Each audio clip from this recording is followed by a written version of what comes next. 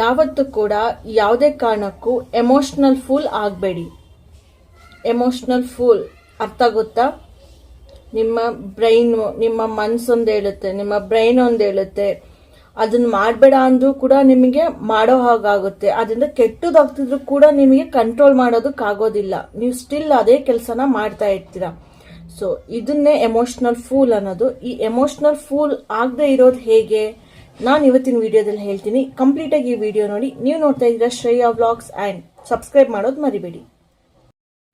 ನೋಡಿ, ಎಮೋಷನ್ಸು ಲೈಫಲ್ಲಿ ಇರಬೇಕು, ಆಯ್ತಾ? ಬಟ್ ಅದು ಅನ್ಕಂಟ್ರೋಲ್ಡ್ ವೇ ಅಲ್ಲಿ ಹೋಗ್ತಿದ್ರೆ ನಿಮ್ಮ ಲೈಫ್ ಏನಾಗುತ್ತೆ ಅಂತ ಗೊತ್ತಾ? ಒಂದ್ಸತಿನಾದ್ರೂ ಯೋಚನೆ ಮಾಡಿದ್ದೀರಾ? ಸಡನ್ ಆಗಿ ಖುಷಿ ಆಗ್ತೀರಾ, ಸಡನ್ ಆಗಿ ಎಕ್ಸೈಟ್ ಆಗ್ತೀರಾ, ಬಟ್ ಅದೇ ತರ ಸಡನ್ ಆಗಿ ಡಿಪ್ರೆಸ್ ಕೂಡ ಆಗ್ತೀರಾ.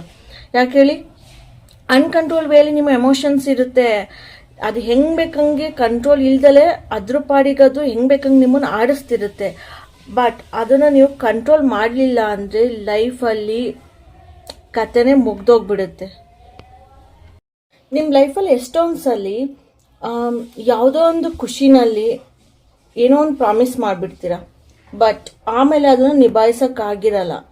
ಅದರಿಂದ ತುಂಬ ತೊಂದರೆಗಳಾಗಿರುತ್ತೆ. ನೆನಪಿದೆಯಾ? ಯಾವುದಾದ್ರೂ ಆ ಥರ ವಿಷಯ ನಿಮಗೆ ನೆನಪಾಗುತ್ತಾ? ಎಲ್ಲರ ಲೈಫಲ್ಲಿ ಇದು ಹಾಗೆ ಆಗಿರುತ್ತೆ. ಅದೇನಕ್ಕಾಗಿರುತ್ತೆ ಹೇಳಿ?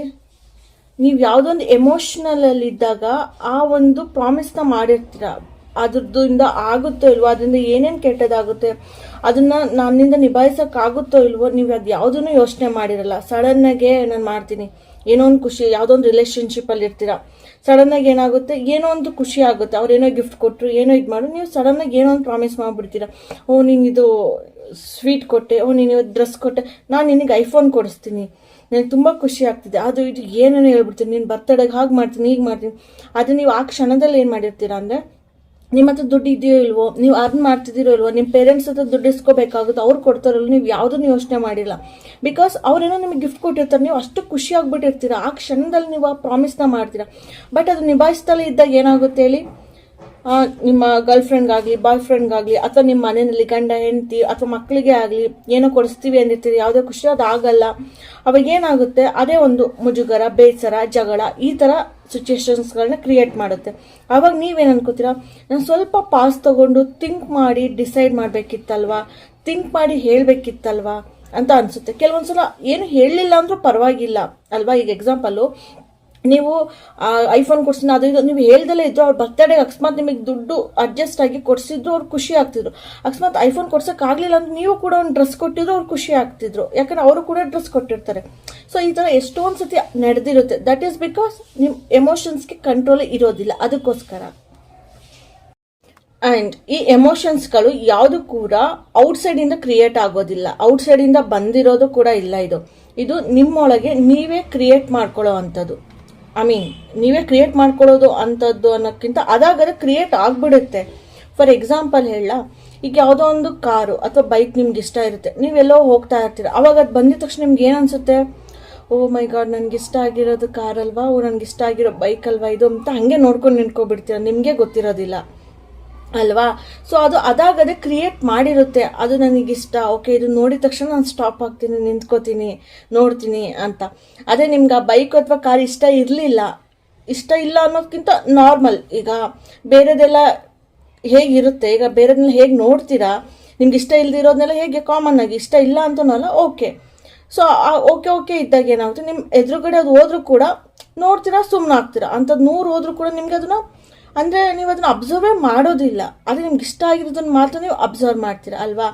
ಸೊ ಆ್ಯಂಡ್ ನಿಮ್ಗೆ ಯಾರಾದರೂ ಇಷ್ಟ ಆಗಿರ್ತಾರೆ, ಅವ್ರು ನಿಮ್ಮ ಎದುರುಗಡೆ ಬಂದಾಗ ಏನು ಅನಿಸುತ್ತೆ?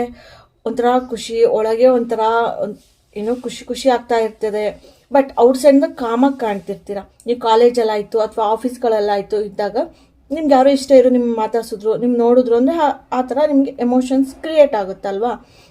ಹಾಗೆ ನಿಮ್ಗೆ ಇಷ್ಟ ಬಂದಿರೋ ನಿಮ್ಮ ಮುಂದೆ ಹೋಗ್ತಾರೆ, ಬಟ್ ನಿಮ್ಮನ್ನು ನೋಡಲ್ಲ, ನಿಮ್ಮ ಫ್ರೆಂಡ್ಸ್ನೋ ಯಾರನ್ನೋ ನೋಡ್ತಾರೆ ಅಂದ್ಕೊಳ್ಳಿ, ನಿಮಗೆ ಅವಾಗ ಏನು ಎಮೋಷನ್ ಕ್ರಿಯೇಟ್ ಆಗುತ್ತೆ? ಕೋಪ, ಜಲಸಿ ಅಲ್ವಾ?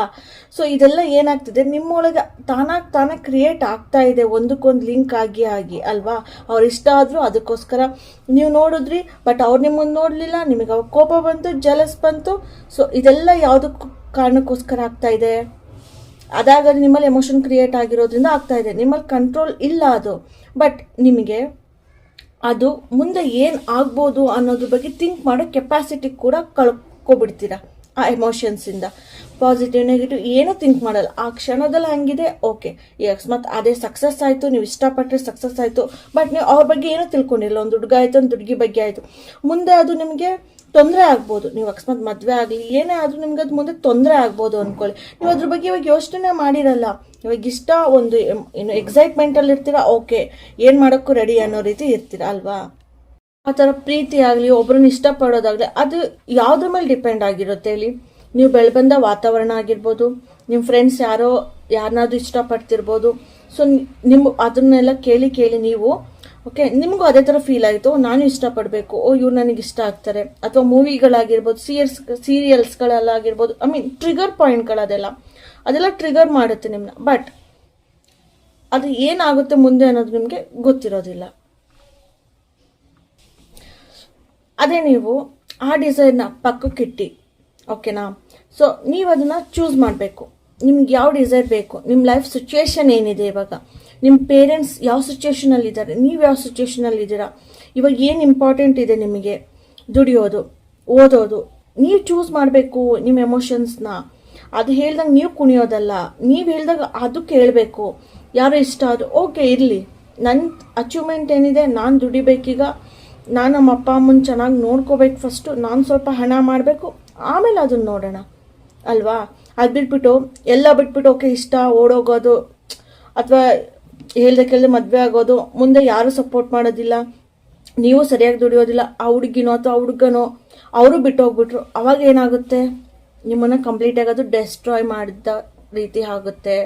ಅದಕ್ಕೋಸ್ಕರ ಯಾವುದೇ ಎಮೋಷನ್ಸ್ ಇದ್ದರೂ ಯಾವಾಗಲೂ ನಿಮ್ಮ ಕಂಟ್ರೋಲಲ್ಲಿ ಇಟ್ಕೊಳ್ಳಿ. ಅದು ಏನೇ ಡಿಸಿಷನ್ ತಗೋಬೇಕಾಗಲಿ, ನೀವು ಖುಷಿಯಾಗಿದ್ದಾಗ, ದುಃಖ ಆಗಿದ್ದಾಗ ಪಾಸ್ ಮಾಡಿ 2 ದಿನ ಬಿಟ್ಬಿಟ್ಟು ಆ ಡಿಸಿಷನ್ ತಗೊಳ್ಳಿ. ತಕ್ಷಣ ಯಾವುದೇ ಕಾರಣಕ್ಕೂ ಡಿಸೈಡ್ ಮಾಡಬೇಡಿ. ಈ ಥರ ನೀವು ಫಾಲೋ ಮಾಡಿ ನೋಡಿ, ನಿಮ್ಮ ಲೈಫಲ್ಲಿ ಸ್ವಲ್ಪನಾದರೂ ಚೇಂಜಸ್ ಬರುತ್ತೆ. ನಿಮ್ಮ ಎಮೋಷನ್ಸ್ ನಿಮ್ಮ ಕಂಟ್ರೋಲಿಗೆ ಬರುತ್ತೆ, ತುಂಬ ಬೆನಿಫಿಟ್ ಆಗುತ್ತೆ. ನೀವು ಏನೇನು ಡೆಸ್ಟ್ರಾಯ್ ಮಾಡಬೇಕಾಗಿರುತ್ತೆ ಎಮೋಷನ್ಸ್ ನಿಮ್ಮನ್ನ, ಅದೆಲ್ಲ ಅವಾಯ್ಡ್ ಆಗಿ ನೀವು ಲೈಫಲ್ಲಿ ಇಂಪ್ರೂವ್ ಆಗ್ತೀರಾ. ಸೊ ಈ ವಿಡಿಯೋ ಇಷ್ಟ ಆಗಿದೆ ಅಂತ ಅನ್ಕೋತೀನಿ.